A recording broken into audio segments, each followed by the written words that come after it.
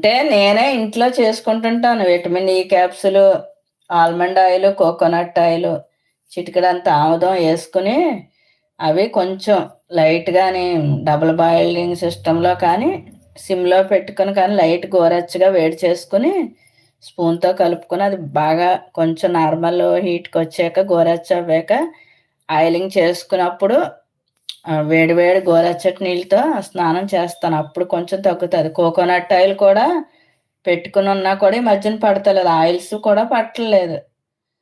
ఒక్కోసారి నువ్వుల నూనె రాసుకుంటాను తలకి. అలా అలా ఒక్కోసారి ఒక్కోలా అయిపోతుంది. డాక్టరేమో ఆవ నూనె వాడమన్నాడు ఇక్కడ డాక్టర్. అదేమో చాలా జిడ్డు బాబాయ్. అత్తమాను రాసుకొని ఎక్కడ తలస్నానాలు చేస్తాను. లేకపోతే హెడ్ స్టీమరు తీసుకొని ఇంట్లో చేసుకోండా. అంటే పార్లర్‌కి